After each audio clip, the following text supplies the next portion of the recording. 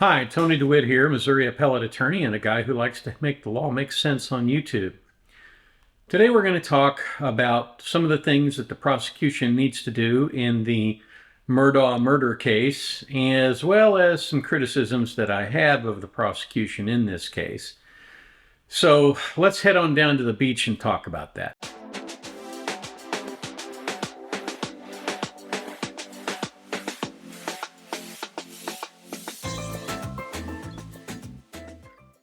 One of the things that every trial lawyer knows is that on direct and on cross, you never ask a question that you don't know the answer to, which of course means that when you're doing cross-examination, you have to limit the ability of the person to answer the question. In other words, their answer has to be responsive to the question. You can't say, "What color of tie were you wearing?" and have them say, "Red, but I didn't kill anybody." Right? You have to be able to keep them on the subject, and you do that with close, tight, well-cropped questions.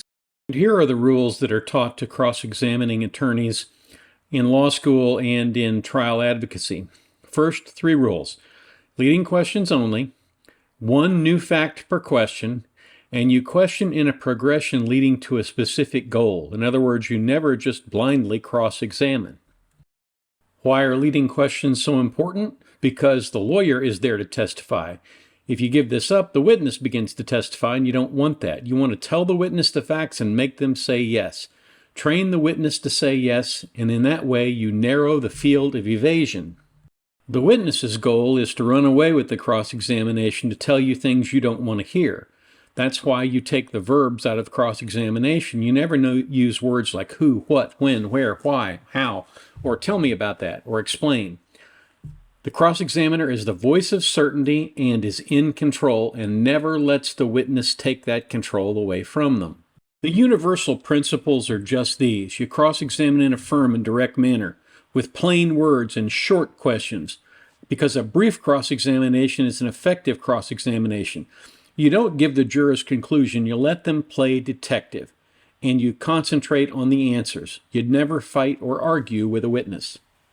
And this is where Creighton, I think, lost his way on the cross-examination. The witness kind of ran away from him. You lied about being at the kennels. You lied about being at the kennels at or near the time of the murders. You claimed this, you claim that. You do it in such a surgical way that there is no room to run. You get what you can, and then you get out. But that's not what happened here. One of the errors that I think they made early on was that they allowed for him to voice an alternate explanation for what happened, and in cross-examination to blame it on what the prosecutor referred to as random vigilantes. Now, when he did that, the prosecutor was deriding the ridiculous notion that somebody that nobody knows snuck in and in the span of about 2 to 3 minutes killed people and then left without a trace.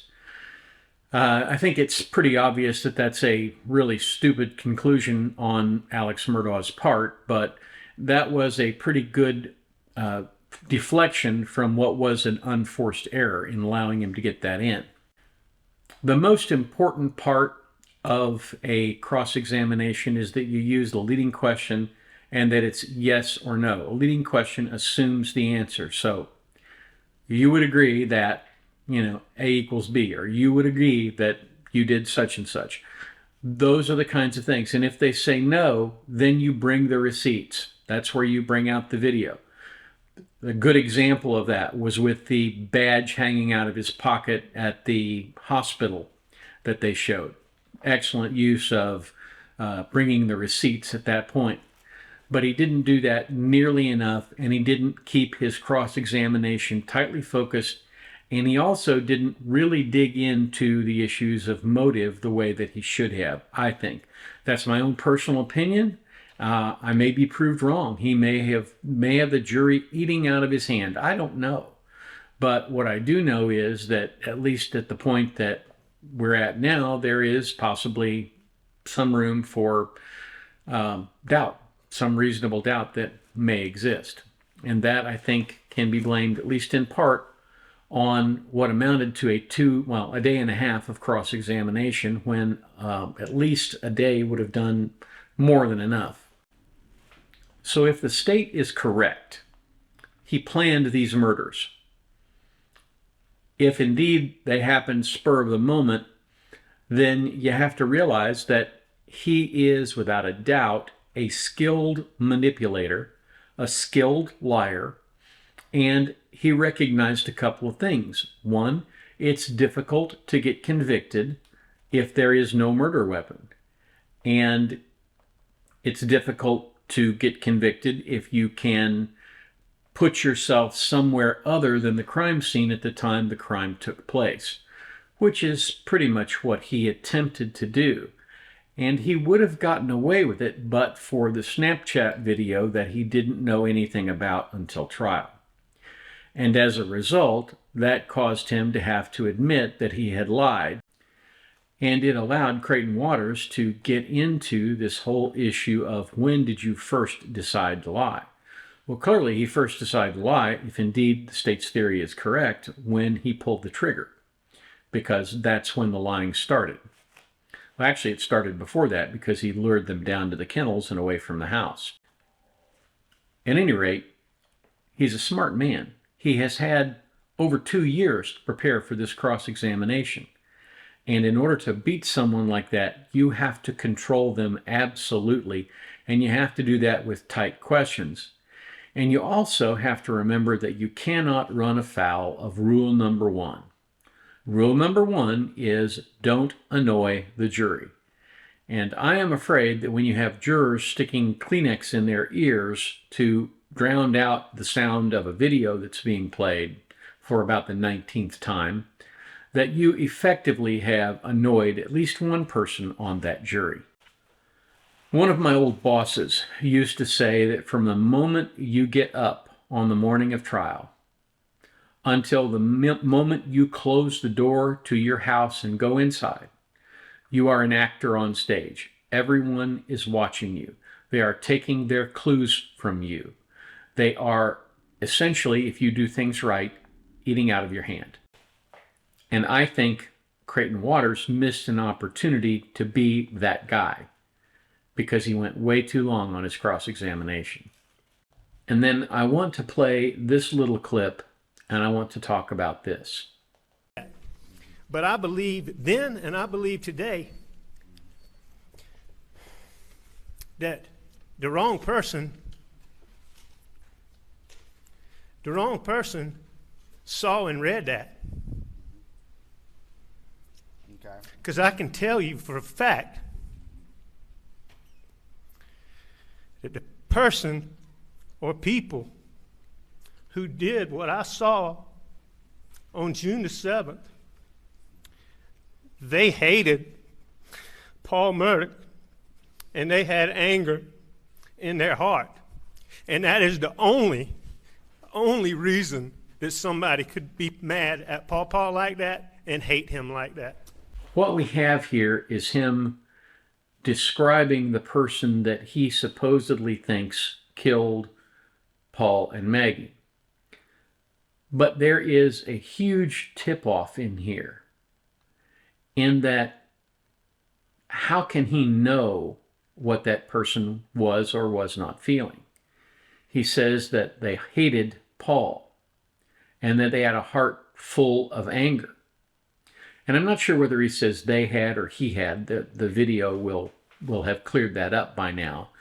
But either way, there is an element here of confession. My thesis is that neither Paul nor Maggie would leave the issue of the drugs alone. One of the things that you can tell about addicts is that their addictions are more important than anything else in their life. My mom smoked for about 50 years. She told me at one point in time that she could not go to sleep at night unless she had a full carton of cigarettes or more in the cupboard. Now that's a serious addiction. I think this oxycodone addiction or an opioid addiction, whatever you want to call it, that Murdaugh admittedly suffered from, had very much the same effect. Well, what happens when you get too close to someone's addiction? I used to lecture my mom all the time as a respiratory therapist on what she was doing. And every time I did, it produced anger. And I'm not talking about a little bit of anger. I'm talking about a woman who wouldn't have said feces if she had a mouthful, saying a lot of that to me because I was threatening her addiction. I think by virtue of Maggie and Paul not leaving the addiction alone, that is what led up to their death. I think there was a great deal of anger, and I think that anger was in the heart of the killer. I just personally believe that the killer was Alex Murdaugh. I don't know that, and the jury may decide that it was not him, but that's what it looked like to me. It looked to me like that little video snippet was indeed a confession. I think Creighton missed an opportunity at that point to nail him down and say, was that your confession? Did you just admit you were talking about anger? You were angry at them for bringing up your addiction, weren't you? You were angry about all of the things that your addiction had cost you, and you placed that on them. He had an opportunity right there to really dig in and give the jury more on the motive, but he didn't do it. And I think that was a miscue on his part. So let's talk about what the state has to do on closing. Now remember, the state goes first and the state goes last because they have the burden of proof. So the first thing the state has to do is it has to lay out the timeline. It has to lay out the prosecution's timeline and do it in a way that makes eminent sense to the jury. They have to show that the defense's timeline doesn't make any sense whatsoever. They have to hit 3 key points in their closing. The first and most notable was he was less than 1,000 yards away, but he didn't hear multiple gunshots. He didn't hear the dogs barking. He didn't hear Paul and Maggie cry out. If indeed that was the case, if they were shot by someone who knew them and who was angry at them, there would have been shouting. There would have been screams. When Paul was killed, Maggie would have screamed. Or if Maggie was killed first, Paul would have screamed. Either way, no matter which way it happened, there would have been a whole lot of noise. And he always claimed that he never heard anything. He had no reason to believe that they were in any other state than pristine. That entire explanation lacks credibility. Then the next thing the state has to wrap around his neck is the apology. You will recall in the cross-examination, he apologized to Maggie and Paul at some point. And I'm so sorry that I did.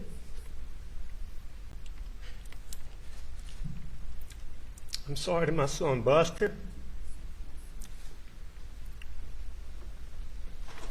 I'm sorry to Grandma and Papa T.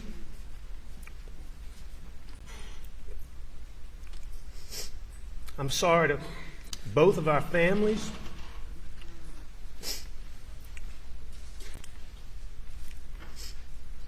Most of all, I'm sorry to Mags and Pawpaw.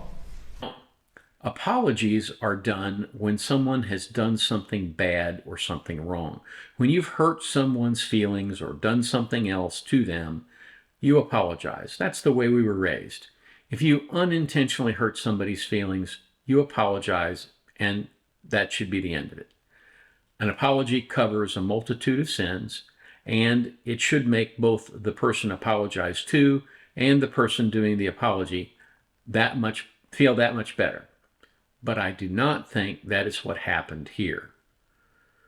I think the apology stemmed from a deep remorse. I'm sure he's very upset that he lost his son, but he knows why he lost his son. And I think that has to be brought out on in their closing argument. You might want to wait until rebuttal, but at the very least, that has to come in. And then finally, they have to get the transcript and they have to read back his own words about how the killer must have hated Paul. Because I can tell you for a fact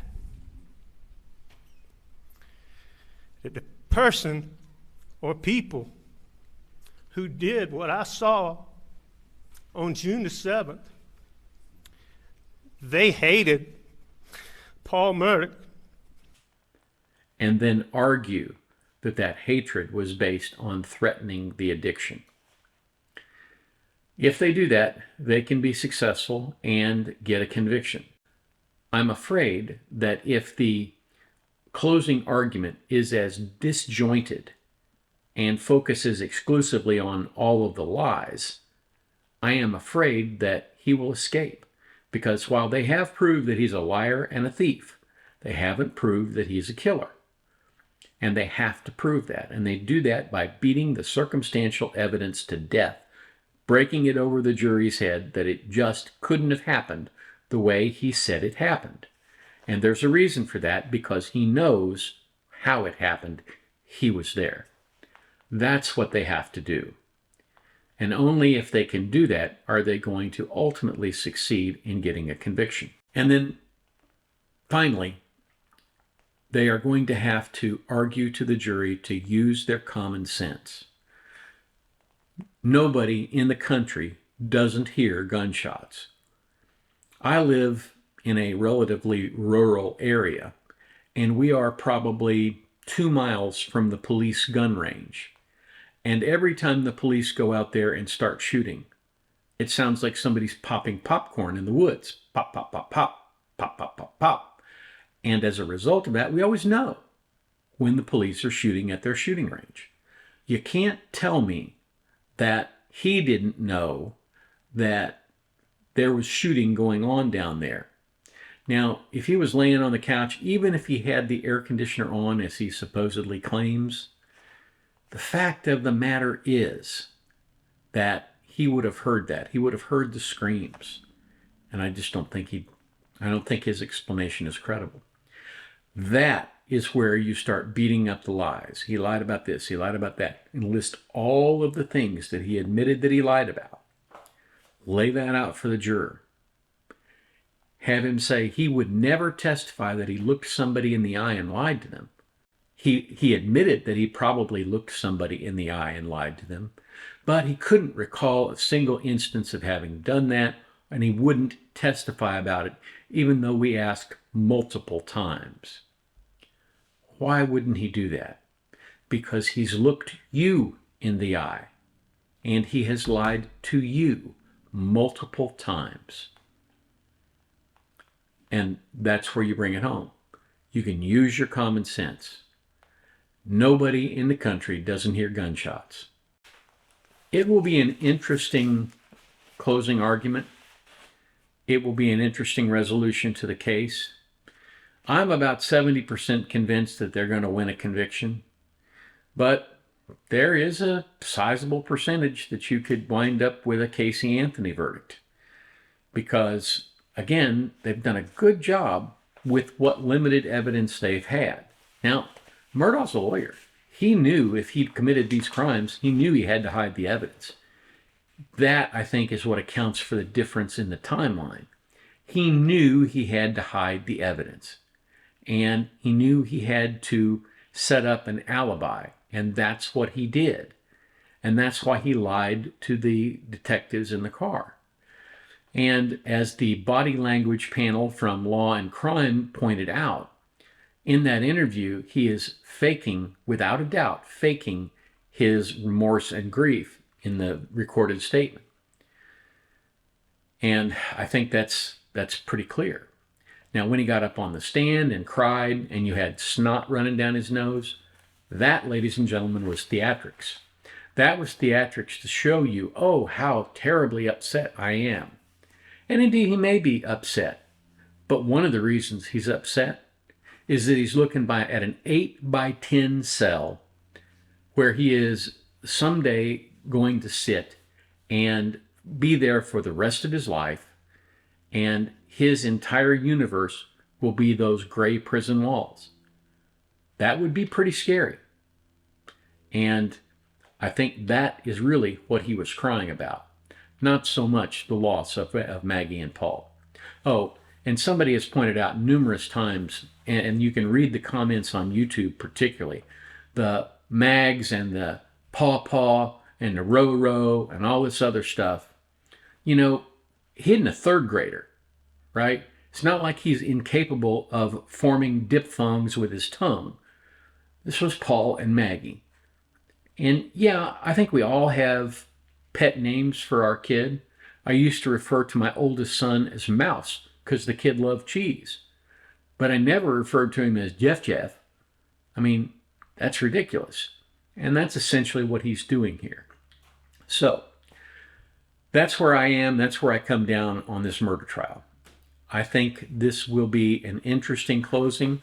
I think the defense has got a lot of rocks to throw. I think the prosecution has a lot of rocks to throw back. The only question at the end of the day is how many hits both sides score and what the ultimate result will be. So I'll be interested. I'll be staying tuned. We'll be watching the closing argument and waiting for a jury verdict.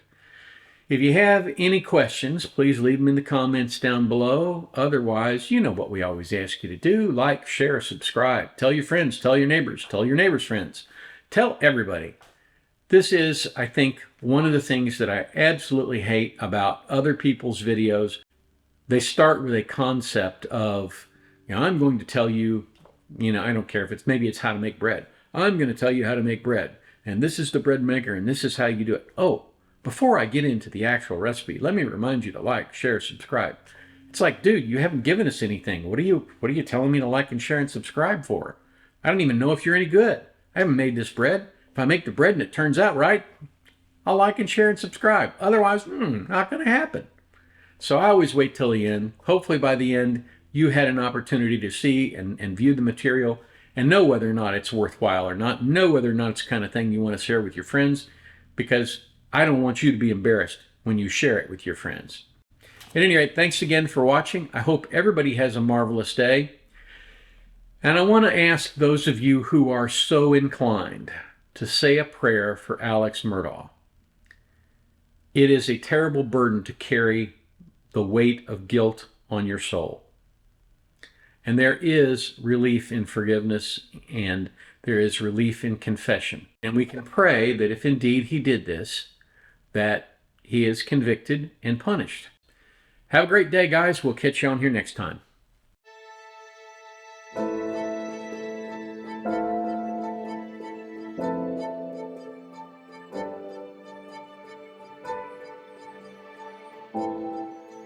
If you like this video, here are a few others you might try, and don't forget to subscribe. Have a terrific day, guys.